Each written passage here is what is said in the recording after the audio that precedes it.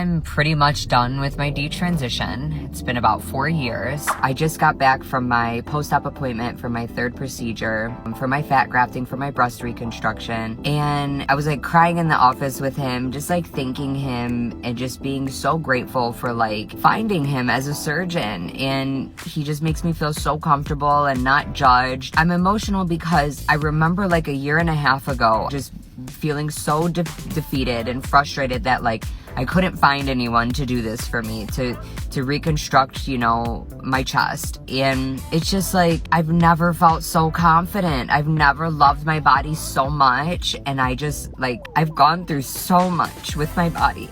And to finally be at a position where like I really like myself and I really love looking in the mirror, and that's just because of one person, it's just like mind-blowing, because I just didn't think that I was gonna be here. I didn't think that this was possible. I like to think that when people are transitioning medically and they're feeling whole in their body and more comfortable, or if someone's getting a BBL or a nose job or lip filler or any of those things, it is all done in a sense to feel better in your body and feel attractive. And I'm not saying in a superficial way, because attractiveness is in the eye of the beholder, right? But like, it's just really interesting how we hold different standards for certain procedures and such, when like at the end of the day, we should all just really love our body and what we are in. So I had someone ask me, when did I decide to use she, her pronouns again?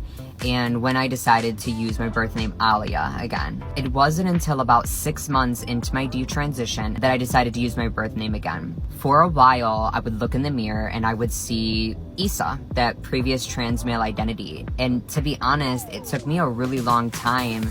I feel like just recently in the last 6 months, I can look at myself in the mirror and not see Issa anymore. And so that helps. And I think my breast reconstruction has helped too. I just said I wanted to be called Alia. Like, I wore a name tag in barber school for that week. I kept reminding people. I did have one person like challenge me on that. And he asked me, he was like, well, what does it say on your ID? And I said, Issa. And he was like, well, what does it say on your birth certificate? And I was like, Alia. And I think that kind of like threw him off, because he was like, oh. And I'm like, yeah.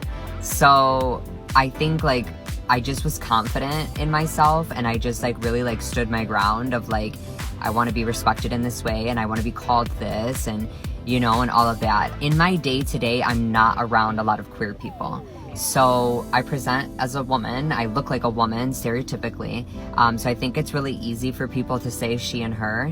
I think it took me a while though to like say, okay, I see myself as a woman and I want to use she, her pronouns.